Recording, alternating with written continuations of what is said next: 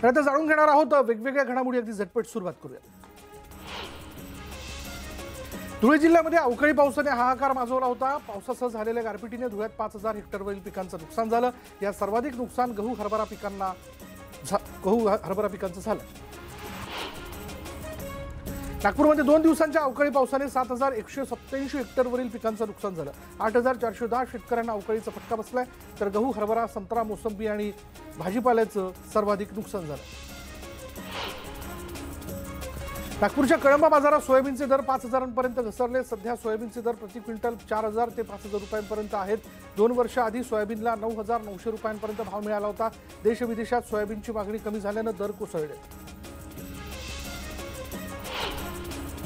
अक्कलकोटमध्ये गेल्या 2 ते 3 दिवसात झालेल्या अचानक अवकाळी पाऊस जो आहे त्यामुळे तसंच गारपीट पडून शेतकऱ्यांचं अतोनात मोठ्या प्रमाणात नुकसान झालं। त्यामुळे तातडीने पंचनामे करून मदत देण्याची मागणी Republican party of India Athawale गटाने केली आहे। गोंदियात आलेल्या अवकाळी पावसाने वीटभट्टी व्यावसायिकांसह कामगारांवर संकट आलेलं आहे। पावसाने वीटभट्टी व्यावसायिकांचं मोठं नुकसान झालंय। दरम्यान तयार केलेल्या विटा मातीमोल झाल्यानं आर्थिक फटका व्यावसायिकांना बसला। शिवसेनेचे माजी खासदार चंद्रकांत खैरे धाराशिव दौऱ्यावरती आहेत। ते आज तुळजाभवानीचं दर्शन घेतील, तर ठाकरे गटाच्या कार्यकर्त्यांना ते मार्गदर्शन देखील करणार आहेत। बुलढाणा जिल्ह्यातील संग्रामपूर तालुक्यात मोठ्या प्रमाणात अवैध धंदे फोफावले आहेत। अवैध दारू भट्ट्यांसह अनेक अवैध धंदे संग्रामपूर तालुक्यात सर्रासपणे सुरू झालेत आणि त्यामुळे स्वाभिमानी शेतकरी संघटनेच्या विदर्भ प्रांत अध्यक्ष प्रशांत डिक्कर यांनी तामगाव पोलिसांना अवैध धंदे बंद करण्यासाठी निवेदन दिलं। गोंदियात तरुणाच्या हत्येनं खळबळ उडाली आहे। हिवरागाव शिवारात झाडाला लटकलेल्या अवस्थेत मृतदेह आढळला। सदर तरुणाच्या मानेवर धारदार शस्त्राने वार करून त्याची हत्या करण्यात आल्याचं तपासात समोर आलंय। संपातून माघार घेण्यावरून सरकारी कर्मचाऱ्यांमध्ये मतभेद झालेत। अमरावती जिल्हा परिषदेच्या शिक्षकांची संपातून त्यांनी माघार घेतली असून शिक्षकेतर कर्मचारी आज निर्णय घेणार आहेत। राज्यात गोवरचा धोका कायम आहे। नागपुरात एका तरुणाला गोवरची लागण झाल्यानं आरोग्य यंत्रणा अलर्ट मोडवर आली आहे। दरम्यान नागरिकांना काळजी घेण्याचं आवाहन आरोग्य विभागाकडून करण्यात आलंय। राज्यात 22 मार्चपर्यंत गार वारे वाहणार आहेत आणि त्यानंतर तापमान वाढणार असल्याचा हवामान विभागानं अंदाज वर्तवला। गुढीपाडव्यासाठी शहरात नवीन कारच्या नोंदणीमध्ये 50% तर बाईक खरेदीमध्ये 28% घट झालेली आहे। गुढीपाडवा शुभप्रसंग मानत दरवर्षी वाहन खरेदीची संख्या जी ती वाढलेली असते, मात्र यंदा ही खरेदी कमी झाल्याचं काही कार डीलर्सने कबूल केलंय। पश्चिम उपनगरात सुरू झालेली मेट्रो लाईन 2A आणि 7 मुळे लोकांकडे जलद प्रवासाचे पर्याय निर्माण झाले। वाहन खरेदी घटण्यामागे हे कारण असल्याची शक्यता वर्तवण्यात येते। नवीन मेट्रो मार्गावर प्रवासी संख्या लाखांच्या वर गेली आहे। मेट्रो मार्ग 2A आणि 7 ने दररोज सुमारे 1,40,000 प्रवाशांची नोंदणी केली आहे। कांदिवली अंधेरी विभाग सर्वात लोकप्रिय आहे। विरार अलिबाग मार्गाला बुलेट मार्गावरील ठाणे स्थानक जोडण्याचा निर्णय नॅशनल हायस्पीड रेल्वे कॉर्पोरेशनने घेतला आहे। ठाणे बुलेट स्थानकाचा आराखडा आणि नियोजन पूर्ण झालंय। देशभरातील विमान प्रवासी संख्येत मोठ्या प्रमाणात वाढ झालेली आहे। देशातील एकूण प्रवासी संख्येपैकी 15%हून अधिक प्रवासी एकट्या मुंबईतले आहेत, हे विशेष। दापोली तालुक्यातील साई रिसॉर्टच्या कथित बांधकाम प्रकरणी आमदार अनिल परबांना गुरुवारपर्यंत कारवाईपासून संरक्षण देण्यात आले। या प्रकरणी कोर्टातील सुनावणी दरम्यान ईडीनं अटकेसारखी कारवाई केली जाणार नाही याची हमी दिली। मुंबईत कोरोना आणि तापाच्या रुग्णांमध्ये वाढ होते। ही रुग्णसंख्या नियंत्रणात ठेवण्यासाठी तातडीनं उपाययोजना करण्याची गरज आहे।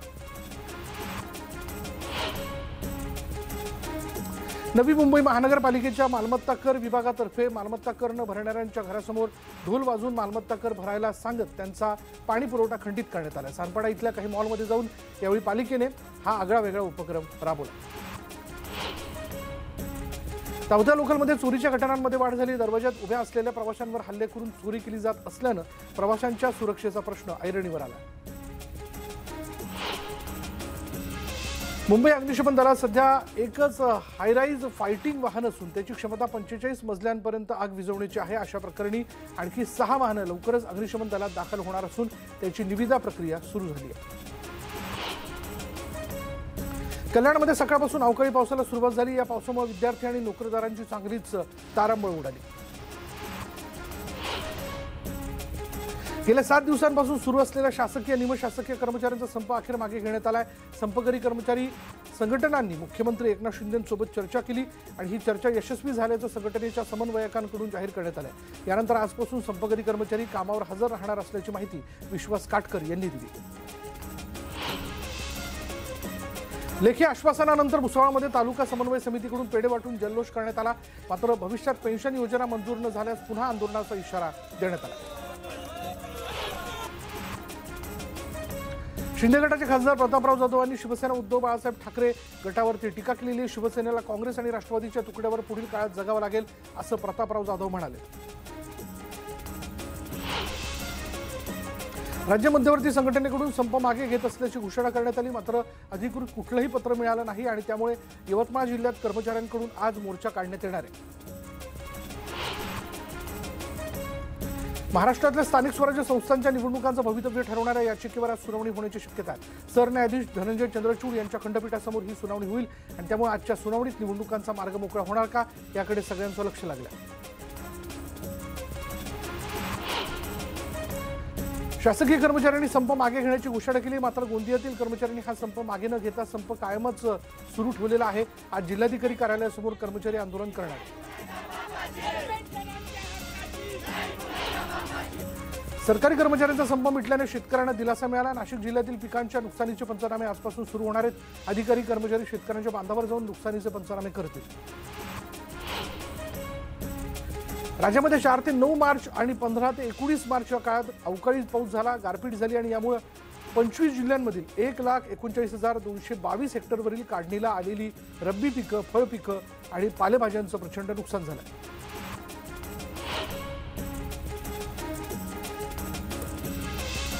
राज्यात अवकाळी पाऊस तर काही ठिकाणी गारपीट झाली आणि त्यामुळे एपीएमसी भाजीपाला बाजारात दाखल होणाऱ्या पालेभाज्या पावसाने भिजून खराब झाल्यात। विशेषतः कोथिंबीर आणि मेथीला जास्त फटका बसलेला आहे। मात्र अजून तरी पालेभाज्यांचे दर मात्र स्थिर आहेत।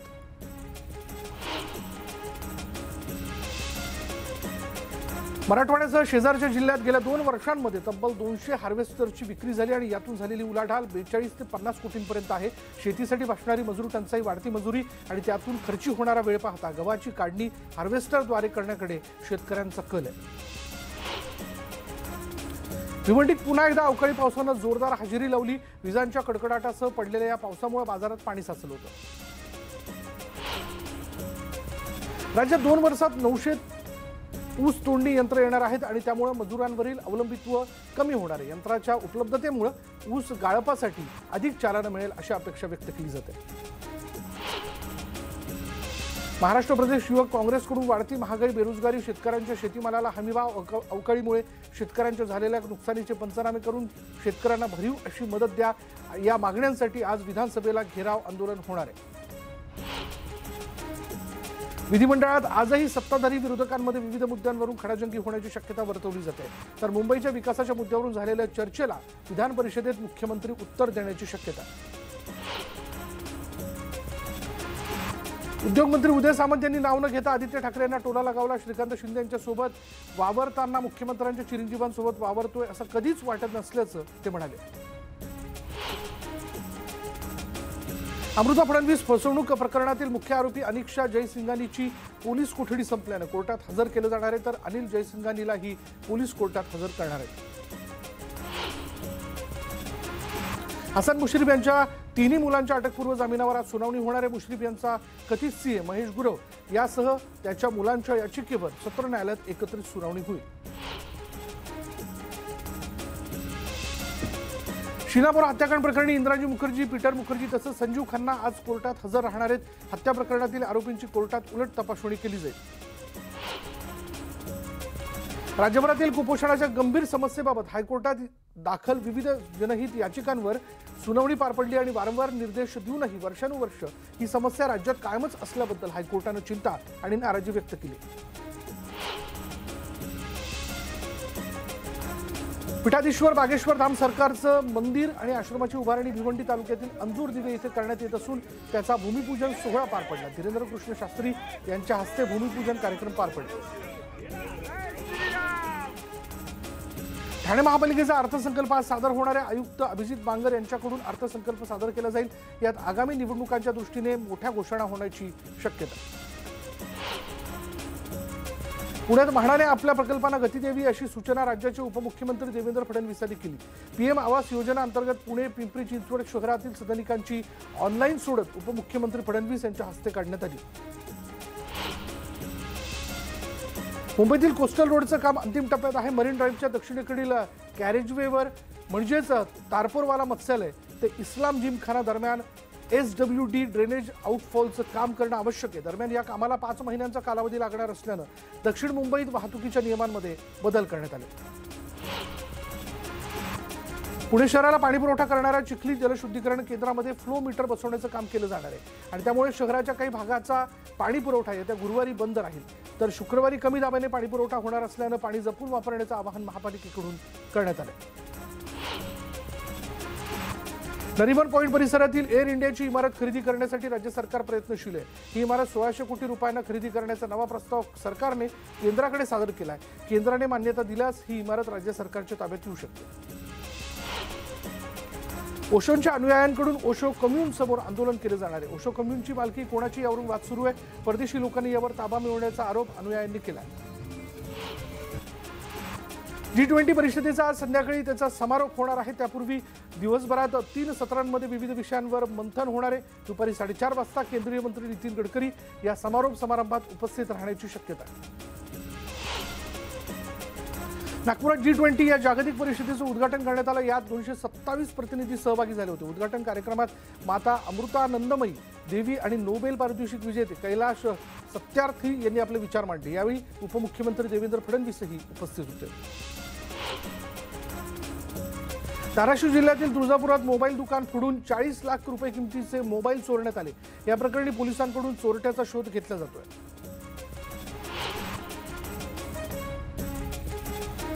धाराशिव जिल्ह्यात राष्ट्रवादी काँग्रेसचं घर घर चलो तसंच वन बूथ 10 यूथ अभियान राबवण्यात येणार आहे। यासाठी माजी केंद्रीय मंत्री जयसिंगराव गायकवाड यांच्या अध्यक्षतेखाली कार्यकर्ता बैठक संपन्न झाली।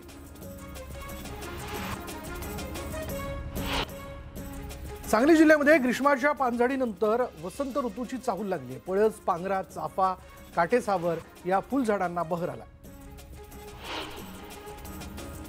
भाजपकडून राष्ट्रवादी काँग्रेसचे नेते जितेंद्र आव्हाडांच्या प्रतिमेस जोडे मारत आंदोलन करण्यात आलं। आव्हाडांनी हिंदू धर्माबद्दल अपशब्द वापरल्यानं भाजप युवा मोर्चाने आक्रमक होत आंदोलन केलं।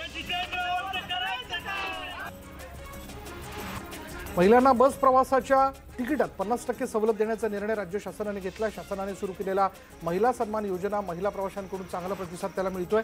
धाराशिवमध्ये अवघ्या 3 दिवसात जिल्ह्यातील 57,000 महिलांनी लाल परीतून अर्ध्या तिकिटावरती प्रवास केला।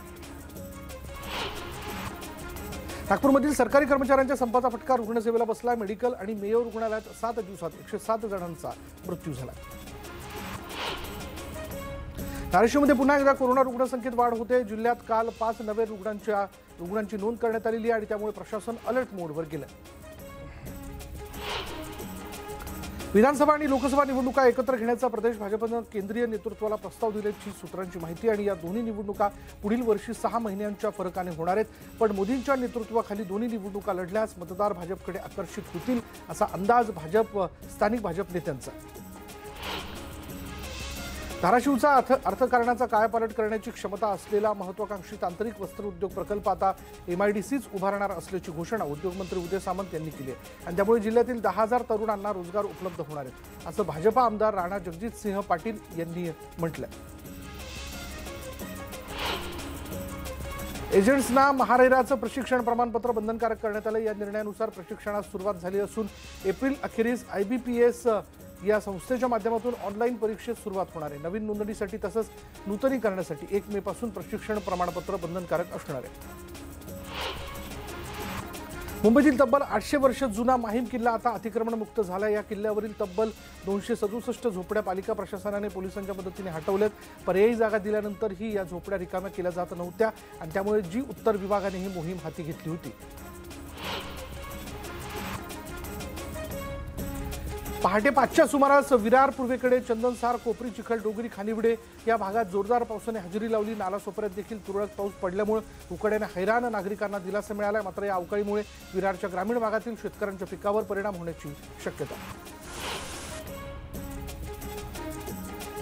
कल्याणच्या चामुंडा ज्वेलर्समध्ये खरेदी करण्याच्या बहाण्याने आलेला महिला चांदीचे दागिने चोरी करून पळत असताना तिला रंगेहात पकडण्यात आलं। ही सगळी घटना दुकानातील सीसीटीव्ही कॅमेऱ्यात कैद झाली। तर फरार झालेल्या दुसऱ्या महिलेचा शोध घेण्यात येतोय।